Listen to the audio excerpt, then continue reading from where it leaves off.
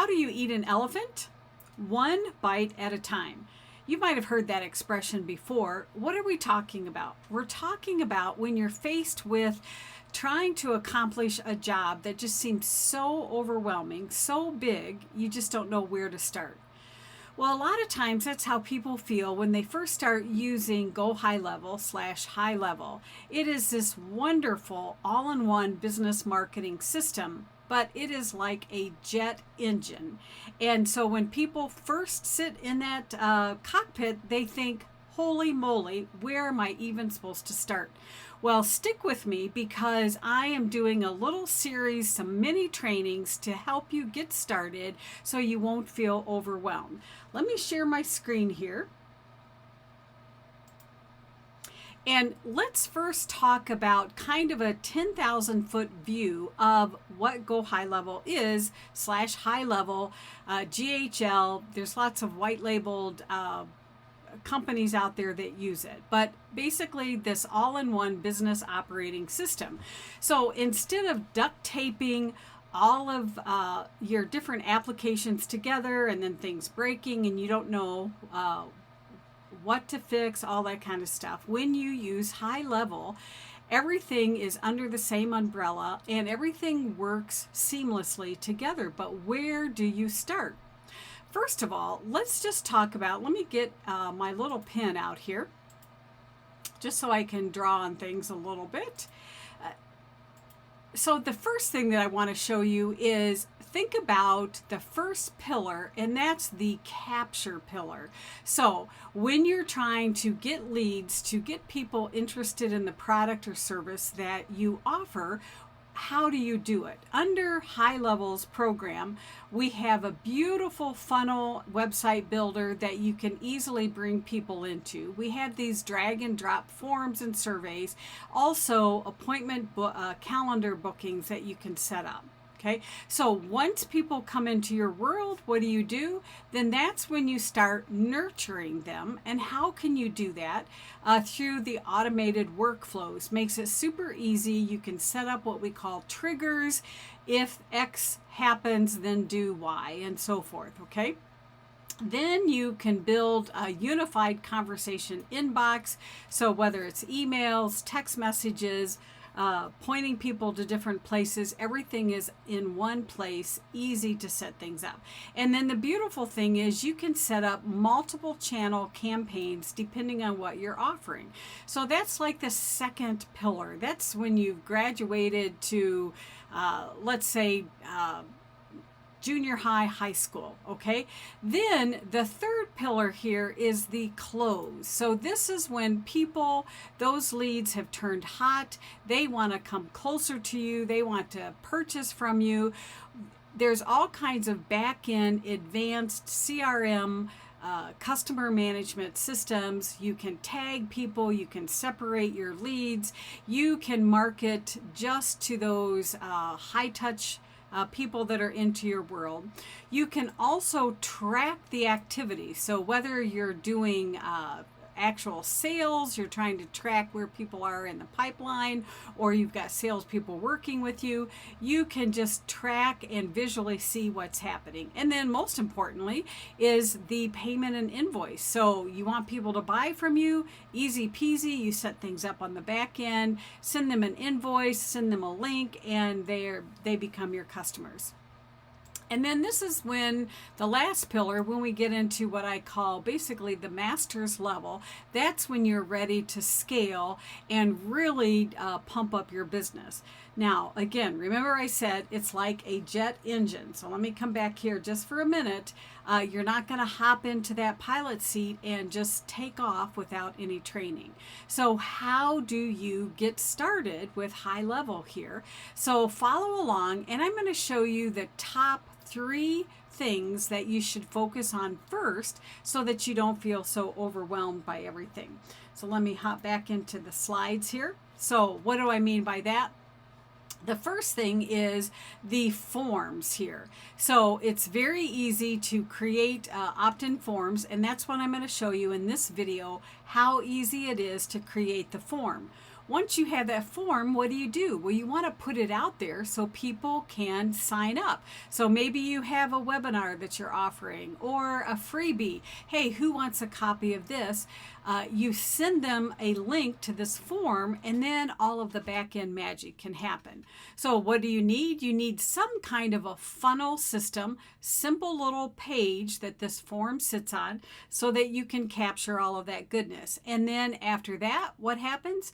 You set up a very simple little automation on the back end. Now, again, I know you're thinking, oh, that sounds way too techy for me. Stick with me here because I am going to walk you through step by step how to do this. So the first step is, how do we create these opt-in forms? So now you're looking at the inside of my HighLevel system here. Now, the colors may look different depending on if you're using somebody else's white label. And hey, by the way, if you haven't gotten started with this, I've got a 14-day free trial. You can jump into it. You'll get access to a lot of my custom back-end systems and training, and I will help you every step of the way. But over here to the left, that's where all the menu items live. And so think of these almost like departments in your business. And what do we want to do? Remember that first pillar that I was talking about? So we want to get started with an opt-in form. So we first have to go to Sites.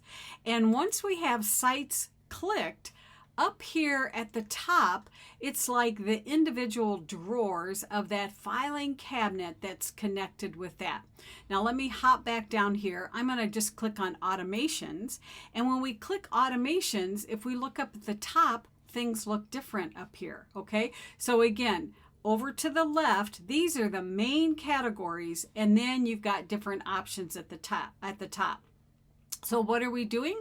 We are going to create a form, and we're just going to go to Builder. Now, on my system, you'll see that I have tons of forms. First word of advice is do as I say, not as I do here. I need to clean this up a little bit. Create a folder, and if you put your projects in folders, it's going to make it a lot easier to find things. So if you know that you're going to be doing a project, let's say around a webinar, then create a folder, name it that webinar, and then all of the assets are going to live in that folder. For simplicity's sake, I'm just going to create a quick little opt-in. So, again, we're creating an opt-in form, but you could also create like surveys, questionnaires. You can create all kinds of things, all right? But we're just going to add a form. So up at the top, I'm just going to click on Add a Form. Now, what do you do now? Start from scratch or use a template. The pros and cons. It is super easy just to build from scratch, which I'll show you that in just a second, or a template. Now, when I click on templates and continue, it says over thousands of templates. If you're first getting started, it might feel a little overwhelming because there's so many options here. Again, if you happen to be using a white labeled, some companies hide a lot of these templates. So if you're not seeing the templates, it's just because of the company that you're under. It doesn't matter. Either way, you're going to be able to accomplish the same thing. Sometimes I will come in here to the templates and just kind of look to see if there's a certain style I like. Over here to the left, you can choose, okay, business and coaching. I just want to look at those. So if I really don't want to think too much, I can just look at one of these and I'm good to go. All right. But in this instance, we're going to create one from scratch because I want you to see how easy it is. So I'm just going to, up here at the top right, I'm just going to X out of that. I'm going to click Add a Form again, and I'm going to say from scratch and create. And then we get into our form. So at the very first thing that we need to do, up at the very top, we just need to give it a name. So if you click on that little pencil, then we can change the name. Now, another little shortcut that I'm going to tell you is I try to name all of my forms either using an emoji. Whoops. And you'll see why here in just a second, and or my initials, because it makes it easier to find. Because if you're using a GoHighLevel account that maybe there's a lot of templates already preloaded, if you just do a quick search, you'll be able to find the forms you've created very quickly. So I'm just going to use Starr Consulting, my SC, for the initials. And let's see, what do I want to offer? Let me just say I'm going to do a HighLevel webinar. Okay. Actually, I'm going to change this because I actually am going to do a voice AI webinar. Okay. So that I'm just naming the form there. If we click on settings, we have a choice that we have to make, which I'll talk about this in more detail later. But when somebody fills the form out, what do you want to happen next? Basically, two choices. They will receive on the screen a message from you, or you take them to what we call a thank you page. Now, because we're starting from the ground up, we're going to do this super simple, and we're just going to have them receive a message. And right here in the middle, this is what that message looks like. Now, let me see if I can make this just a little bigger so you can see it. To me, the font is a little small. So right up here is the text, and I'm just going to delete all of this, and I'm going to say thanks for registering for the webinar. Check your inbox for details. P.S. Be sure to check your spam folder, because we all know sometimes it goes into the spam folder. All right, so again, up here at the top under settings, all we're doing is once somebody opts in, what happens? Right on the screen, we want them to see this message, and then it's good to go. Now, there's all kinds of other things you can do. Notice this background is white here, the font weight, all of that kind of stuff. Don't worry about it when you're first starting. Just know that there's all kinds of customization you can do. Okay, so that's all we're going to do under settings, and now click on edit. And when you click on edit, I'm going to close this box just for a minute. Another tip is the less friction, or the less you ask of them, the higher the likelihood that people are going to sign up. Now, this is a free webinar that I'm offering, so that means the traffic is cold.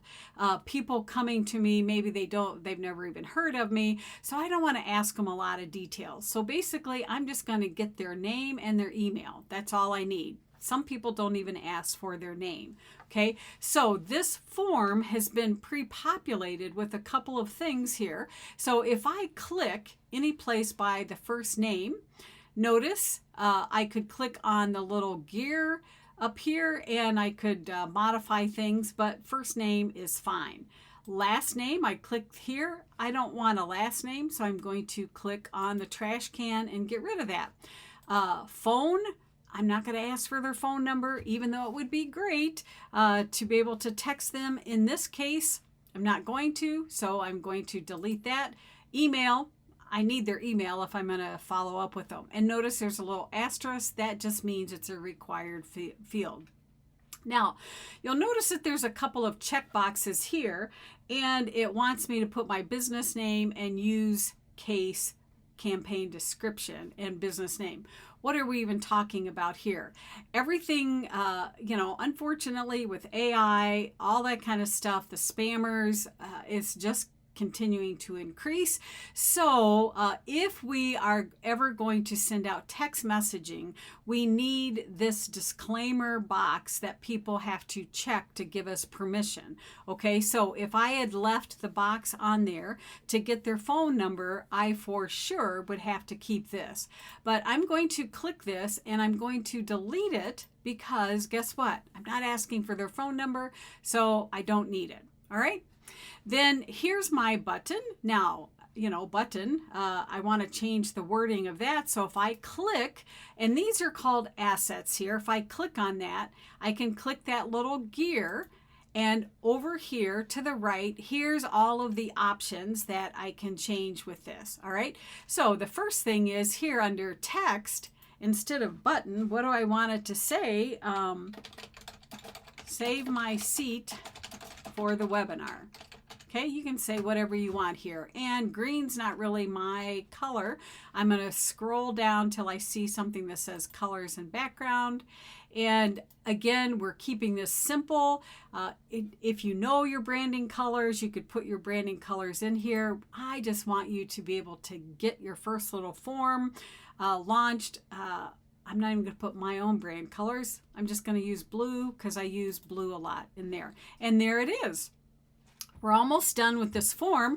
You'll notice down here, privacy policy, terms of service. If you click on that, it just takes you to a placeholder. It's not going anyplace. So this is where, see here, it just says an example. This is where we would need to put our terms of service and privacy policy. Now, a little hint for you, if you don't have those, then just ask good old ChatGPT to create a generic one based on your business. And then you'll notice right here, this little button here at the top, that's what links to it.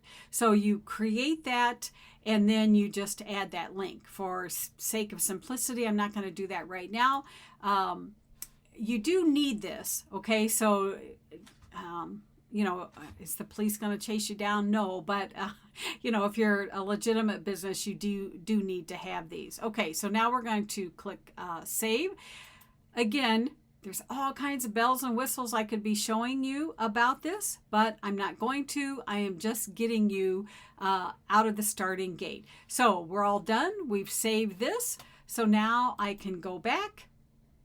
And now we've created our first form in here. Now let me show you one other quick little tip. Again, because I have all kinds of forms in here. Notice in kind of the top middle, this little recent, if I click on that, the most current things you've worked on shows up right here at the top. So here's my little voice AI webinar. One thing I should have said is, even though I'm in forms, it's nice to put, this is just for me, but to put what kind of form it is. I might have an onboarding form or new client form, something like that. So I should have put opt-in form after that. But in this instance, it's fine. All right, let me come back here and look at you front and center. So what have we accomplished? I gave you that big picture overview. Let me bring that back here real quick. Let me just slide up here. So we briefly talked about this jet engine that you've acquired and how do you get started. And we're focusing on just getting started by building that form. So in the next video, I'm going to show you an easy way. We've got that form built and now we just need to put it on some kind of an opt-in page. So follow along. The next video, we'll talk about that. Okay, so let me come back here. All right, so your mission, go out, create that form. Let me know how it goes, and I'll see you in the next video.